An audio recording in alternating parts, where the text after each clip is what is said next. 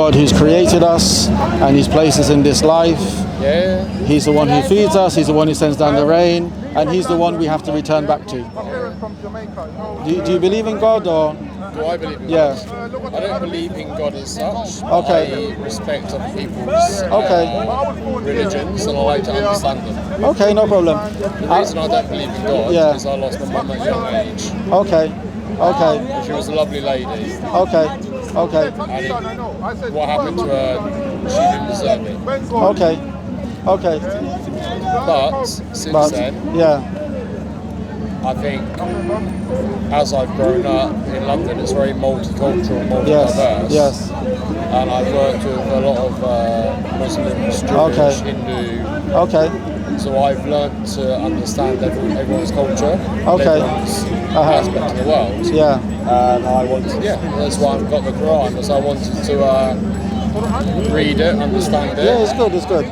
If I just finished my very short conclusion of what is Islam, because and then I'll come back to the point about your belief in God, if you don't mind. So we believe that God sent messengers and books, and we believe for three main reasons. One, to explain who is God, His names, His attributes. Second, to explain the way to God. What does God want us to do? What has He commanded? What has He forbidden? And then lastly, the third one, what happens when we meet God? What happens after we die? So, but the thing is, when you say that you don't actually believe in God, if you don't mind, what you've given is an emotional reason. Something obviously extremely difficult happened to you.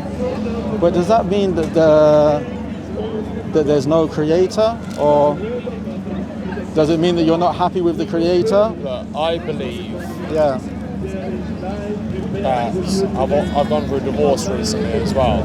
Okay. And I believe we've got on the earth. Yeah. You get to decide which path you want to walk down. Of course. And I think as you become more modernised, multiculturals, I think as long as you're not closed-minded, you're open-minded to everyone's opinion. Yeah. You can go through life and you can help people. Okay. And that doesn't for me, it doesn't mean if you're like Muslim, Jewish, or Hindu or Christian. You're not going to discriminate. For me, you know, there could be a guy on the streets just wanting a conversation. Yeah. I go buy him a sandwich. Okay, that's very good. But that doesn't mean I'm religious on it. I just think it's helping like your common man. Yes. No, this is good. Maybe there is a religious aspect into it, and I don't see it. But for me, I think it's a mutual appreciation of everything, and it's like your aspect of it versus the house. No, but even then, still the question of how do we get here? Like for example, now me and you are talking. How did we get here? Yes. Are we talking about Charles Darwin, or are we talking about? Yeah, I mean there should be an answer. Honestly, how we got here is probably a conversation that can go forever. Yes. No, I would say it's quite simple. There's obviously a point in creation that something happens. Yeah. And nobody knows truly what happens. But I think that's faith, no? No, I would say... You've got faith in either it was a higher power. Yeah. Or you've got faith that it was genetic and scientific. Oh yeah, I would say both have faith. But I would say that this faith or this belief, it should be based on evidence. Yeah. Like for example, a very simple example, we're walking and we walk through a field. Am I going to be on TV? Not TV, better than TV. YouTube. Okay. Is that okay? Yeah, it's fine. Okay. We're walking. It's okay, I was on Australian TV over there, so. Okay.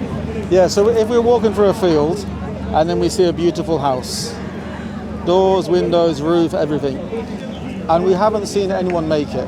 We haven't seen any builders. Do you believe that someone built it? What, the house? Yeah. Someone built the house, of course. It couldn't be the wind and enough time, and the wind blew the water, and the water mixed with the sand, and the sand formed bricks. Yeah. I've literally just come from London Bridge. Okay. And 21 years ago, I sat in the same spot. Yeah. I watched a tree. Okay. It's overgrown now. Okay. But I sat there for 21 years later. Okay. And now it's like a bush. Okay. So on that aspect. Yes. It's free. It's free. Yes. Alhamdulillah. Assalamu alaikum. Gambia? Huh? You're in Gambia? No, Guinea. Guinea. Okay. Alhamdulillah. Yes. So you're saying about your tree? Yeah. Barakallah. Alhamdulillah. You speak Arabic? Assalamu alaikum. Very little. Yeah. Well, you want to Sorry, brother. I just okay. saw this man. How are you? Very nice. Good. Assalamu alaikum. Alhamdulillah. Everything good? Everything good. I saw it. I couldn't resist. No problem. But Alhamdulillah. I believe you are in the right place at the right time. Yeah. Things happen to you for a reason. Then you can't be an atheist then. Because the atheist, you know, there's certain things that... An atheist is anti-religion. No. There's certain things which people, I think they don't understand. When someone doesn't believe in a God, you just believe things are merely chemical reactions, it actually leads to there's no purpose. It's just chemical reactions. There's no morality. There's no absolute morality. It's just something which we make up. And also it means we don't have free will, which comes at atheism, which most people they can't accept. But still, back to the house. From your experience in life and your understanding in life, can you believe that this house made itself? No, of course it didn't make itself. Someone gave the person the skills. Okay. The person learned the skills to make the house. Yes. So then if we And take... it's a purpose to build the house. So now if you look at yourself, Yeah. you know the eyes which you see with, the ears which you hear with, we're standing here, we're breathing, our heart is beating, I'm communicating to you, you're hearing what I'm saying, you're understanding it, you're processing it and you're replying. Do you think that this is just random as well? I think me coming to you, because I work at Harrods, Okay. and we always see the free Quran Okay. outside Harrods, and we're very heavily Middle Eastern driven Okay, of course, yeah. business. Me moving to Saudi Arabia, Yeah. It's all a sign. I'm a very respectful person, That's good. Very humble I can guy. see, yes. and I like to understand Yeah. people's culture and their beliefs, Yeah. so I can make my own judgments. Yeah, of course. So I've always said, you know the cat on the fence? I know, yeah, the expression sitting on the fence, yeah. So, you know, the cats, they sit on the fence. Yeah. They determine whether or not to jump down and congregate, or so I'm the cat on the fence. Okay. I like to walk on the fences, watch what's going on, Yes. and then I judge and determine Okay. whether it's for me.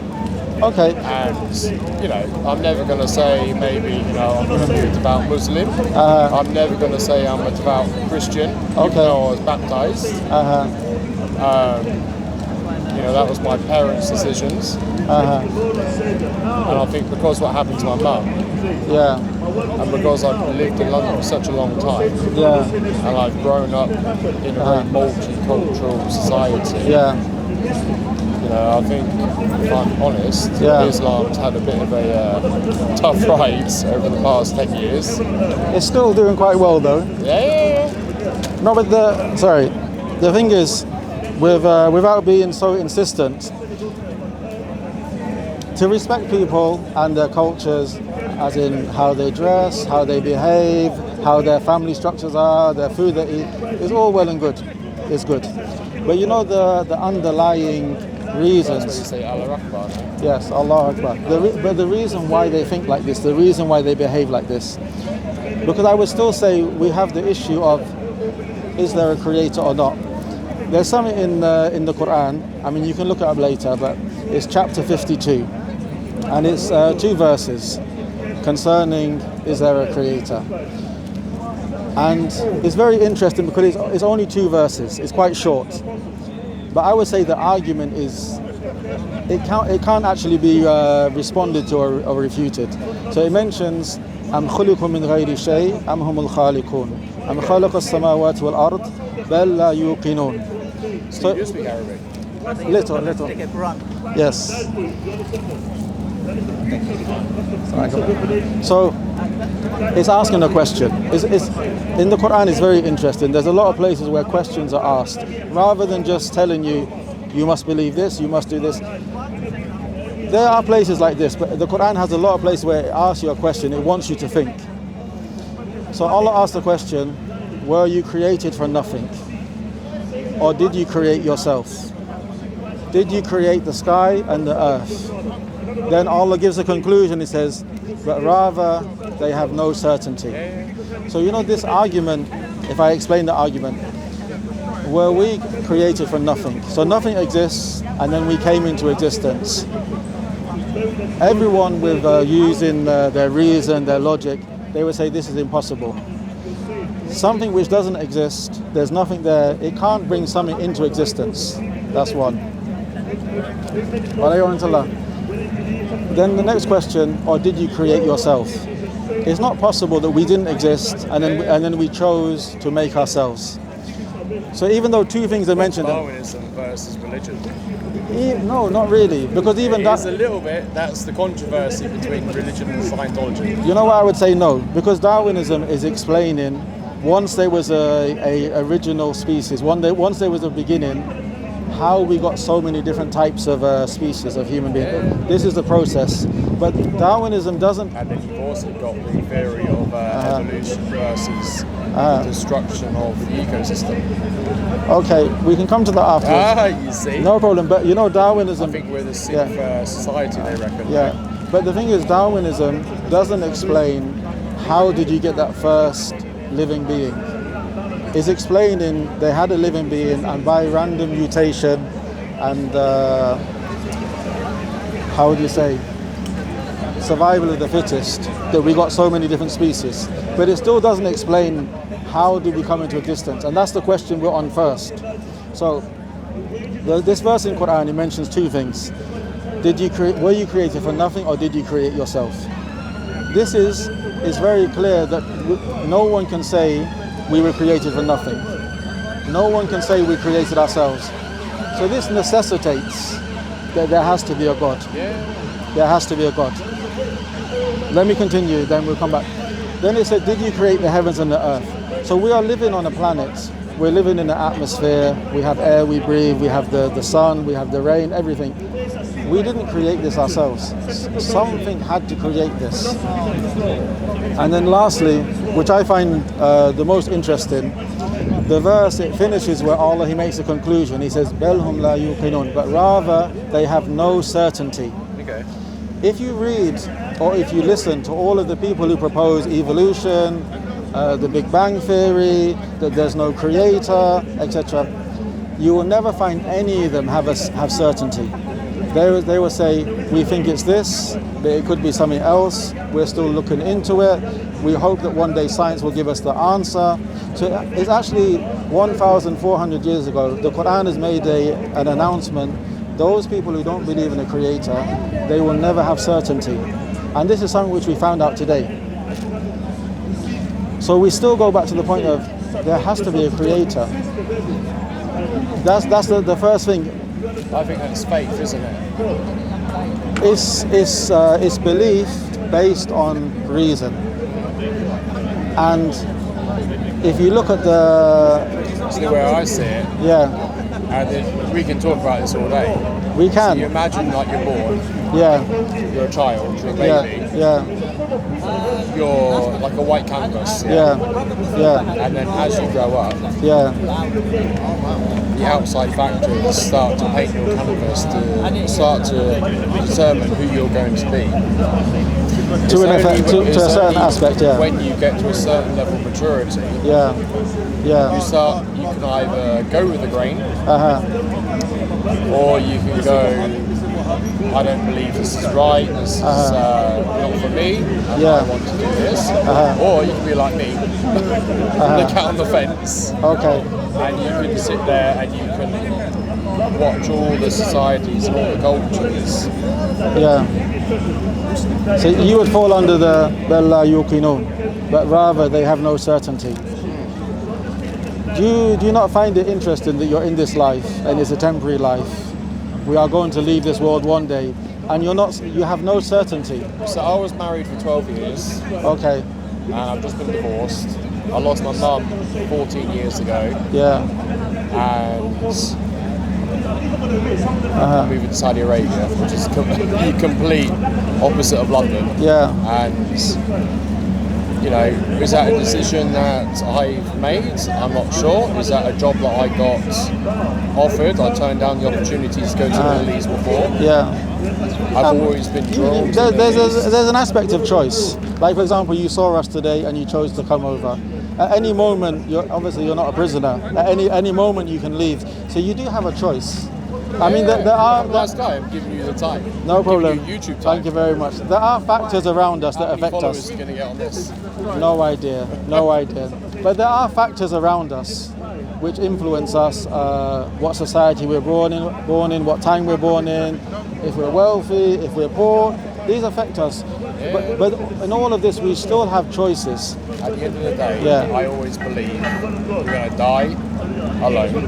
You're going to die as you came into the world. The only thing that you can influence is your time on here. And that's paying respect to your man, or loving the wife, or looking after your children. But we would say one step further, you have this choice in this life, but according to the choices you make, the beliefs which you choose or you reject, the actions which you do, whether good or bad, it will have an effect on your hereafter. Are they giving you sunscreen? No. I've just noticed the ginger in your beard and the heat on the back of my neck. Sometimes I wear a hat. But, okay. Yes. But that aside, we still have that question. Yeah. I would... Perhaps we're not going to reach a conclusion today, but I would... It's a lot of therapy to get to that conclusion. Yes, but even the issue of your mother passing away or your divorce, this I wouldn't say affects, is there a God or is there isn't a God? Because, for example, if a person's mother was still alive, or the person was still in a happy marriage, there still is a God or there's not a God. But in the Quran, in chapter 2, it mentions, it's quite interesting because usually I think society has put us in a position where when someone says there is a God, whether they're Muslim, Christian, Jew, etc., it feels like there's an obligation that they have to explain why they believe in a God. The Quran takes it another way. In chapter 2 it mentions, كَيْفَ تَكْفُرُونَ بِاللَّهِ وَكُنْتُمْ أَمْوَاتًا فَأَحْيَاكُمْ ثُمَّ يُمِيتُكُمْ ثُمَّ يُحْيِيكُمْ ثُمَّ إِلَيْهِ تُرْجَعُونَ. Allah asks, again is a question, how do you disbelieve in Allah, considering that you were dead, meaning before life, and then we gave you life, and then after this life we will cause you to die, and then we will cause you to come back to life again in the hereafter, and you will return to us. So this thing of this initial question, the first question, how do you disbelieve in a God? Most people, they're very comfortable asking a religious person, but why do you believe? Why do you have faith? But if the question is turned and said, like if I put you on the spot now, I know you're on the YouTube, etc., but how can you not believe in a God?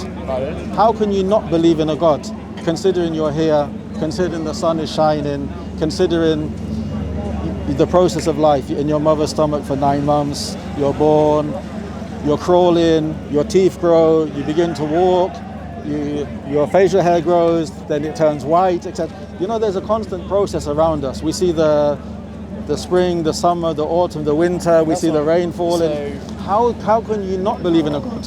You put me on the spot here. So the reason I don't fully believe there's a God is because I'm still open for the decision and listen to discussions. Yeah. But at the same time, I am in a process of my life where I'm deciding where my path will go. Okay. So that could be, like I just said, I've been sat in London Bridge for the past 3 hours, watching the bush that I first came to London 20 years ago. Okay. And I've seen it, and you know, it must have been very strange sitting there. I think people thought I was a bit insane. No, but even for yourself, like imagining I was here 20 years ago. You know, and so it's from that aspect where I'm in a process currently in my life where, you know, religion aside, if someone needs help, Yeah. I'll help them. Which is very good. Which is very good. But so it doesn't matter if you're Christian or Hindu or Muslim or Jewish. Can I ask you a question related to that? I'm not asking in a selfish way. You, for example, you have a job, you have some money in your pocket, and then you see a person they're having difficulties, they're having problems. And then you go to the shop, you buy them a sandwich, you give them a sandwich. Now, you're not doing it so people say you're a great man, but do you feel some sort of satisfaction when you do it? Not in a selfish way. I don't see it as satisfaction. I just see it as, it's nice to help people. Yeah. If you have the ability to help people, you should help people. Yeah. But I'm not saying that you start thinking, wow, I'm a great man. But I'm saying you do have some kind of pleasure or satisfaction in helping someone. It's not pleasure or satisfaction. Yeah. I don't get pleasure or satisfaction out of it. I know from personal experiences. Yeah. 20 years ago, I was on the streets. I made a lot of bad decisions. And it was people around me that sorted me out, put me on the right path sort of thing, put me in the framework to be successful. And, I think when you look at homeless people, a lot of homeless people in the UK, males, are ex-military anyway. And that's due to mental illness. And, that's because we as a country have failed them. We haven't given them the support, whether it is, faith or a belief or something to look at. To wake up every morning, they're still going the old same fundamentals of... Basically, they're like cannon fodder. Yeah, and you see them on the street and you think, these guys have given their whole lives for our country, and it doesn't matter what country they're in. If the country then turns their back on them and they need help, then we as people should be there helping them. On a side issue, when these people are given their life for Queen and country or King and country, Queen, King, or God, do you think they actually? I mean, many of them they believe that, but do you think that those people who sent them off, their issue was King, Queen, and country, or do you think it was? Sent them off? Yeah. Do you think it was more the higher management? If you call them the elite, do you think that their interest was? No, their interest is one-sided. Financial. Financial, power, control. Yeah. Look, so I think they were used. I'm going to work for the Saudis. Yeah. And I currently work for the Qatar family. Yeah. So I work for Harris. Okay. Maybe block that one out. It's all financial. Of course. Gain. Yeah. And, I think the Saudi environment, it's very Islamic based. What's it called? Sorry? Sharia Law? No. Oh, they call it Sharia Law. Sharia Law, yeah. Yeah, so everything's like very old school. To an extent. But I would say, because it's one thing standing in London and we're talking about it, but when you actually see it in practice, even if it's not 100%, I think you will notice the benefits. Because what happens is when we hear Sharia law in the West, I understand you don't think like this, but some people Sharia law means stoning someone to death, chopping someone's head off. But Sharia law covers, taking care of your parents, fulfilling the rights of your wife. Standards in life, basically. Yeah. You respect your parents, you respect your children, you respect your life. Yeah. You respect your man. Yeah. Don't steal. Yeah. Don't, what's it called? Where you don't defile yourself. Okay, yes. Keep yourself pure. Yes. Basically, yeah? Yeah. See, I'm studying, yeah? That's good. No, there's basically, the scholars in Islam, they looked over the whole Quran and Sunnah or the Sharia law, and they've actually said that there's 5 objectives to Islam. One is the protection of religion. People, they can follow their religion, they can worship one God, etc. The religion is protected. It's not something where we can have a mocking of other religions or criticizing other religions. People are free to choose their religion and practice their religion. Life. Islam, it respects life. It respects the intellect. Hence why alcohol, intoxicating drugs are forbidden. Nasr. What do you think about, obviously, Middle East countries flex into the West? Because obviously Dubai is very westernised now. Yes. Qatar is very westernised. Yeah. And obviously Saudi.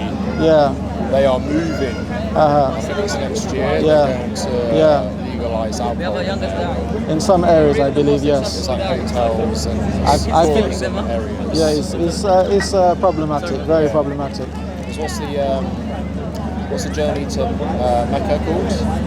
Oh, Hajj. Yeah, Hajj. The pilgrimage. Yeah, in Jeddah, obviously, there's a lot of people that come over. Yes. And they start their Hajj. Yeah. Is Yeah. it Hajj? Hajj, yes. Oh, yeah. No, you land in Jeddah, yeah. Then you make your way. You're impressed, yeah?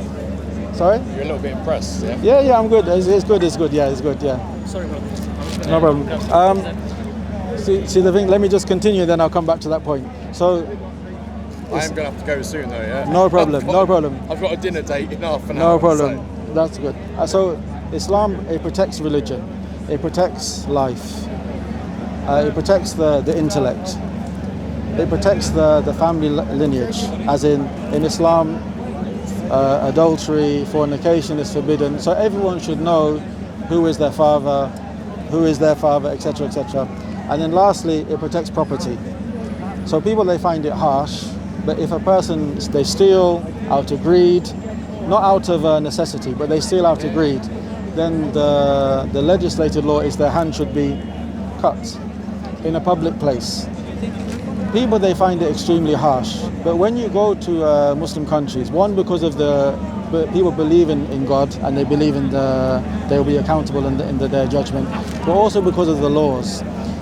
Property is safe. Like, you know, the idea of locking your front door, locking your car. Yeah, people find it. Back in the UK in the 1960s. People find it very strange. Like, I was at college when I was young, long time ago, and younger than me. I had an English teacher who was an engineer in Saudi. He said that he left him and his wife were walking in the shopping mall, and she left her purse. They said they came back 4 hours, and the purse was still there. Okay. So you have these laws, but they actually protect the family, they protect the society. Yeah. Nobody will ever touch it. Yeah. Because I think it's the cultural. Yeah. But in Jeddah they do.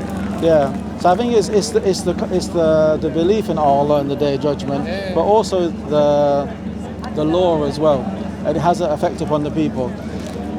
So, but as for the changes they're making, I think they're going to regret it. Yeah. But even in those lands, there's still many very good people, very pious people, and I think it's a case of one of the things which you said, like in the West, we had the opportunity to taste both worlds, and we've seen that if you go this way, this will happen. If you go this way, this will happen. So we have more of an informed choice. I think some of the people, they've just looked at the glitter of what the West has to offer, and they want to try it, or they want to bring it to their lands without realizing the problems it brings. So There's a lot of noise with it. And problems. So I hope that some of them are going to taste the outcome and then abandon it. But yeah, it is a struggle. Anyway, sir, thank you very much for your time. Really nice. Like no problem. An hour, no? Possibly more. Well, I'll do a selfie with you and I'll send it to you. Okay, no problem. Want to do a selfie? I don't mind. It's your choice. What's your? Where am I sending it? Oh no, you don't have to send it. It's yours to keep. I'm going to prove. I'm going to. Okay. There's a girl in Jeddah. Okay. So I'm learning her way of life, basically. Okay, no problem. Smile. Okay. There you go. Okay, sir. I should have asked your name at the beginning. Daniel. Yousif. Nice to meet you. Alaikum salam, man. Alaikum. We're here every Saturday. If you have any more questions, Yeah. maybe I'll visit you in Jeddah one day. Come in Harrods. Okay, Yeah. no problem. What department are you in? Kitchens. Okay. So we see these signs outside Harrods a lot. Okay. But is it all the same sort of community? Or is it different? No, I think it's different organisations. Okay. We probably see eye to eye on all issues. There are Muslim brothers, but I think everyone, they do it themselves. I think some of the ones in central London, they have like a network. Yeah. Maybe like 10 tables or 20. But yeah. Anyway, Daniel, thank you very much for your time. What was your name? Yousif, Daniel. as in Joseph. Yousif. No problem. Nice to Okay, meet you. you as well. Thank you very much.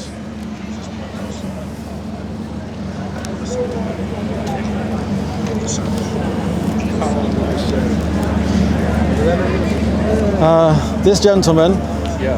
he's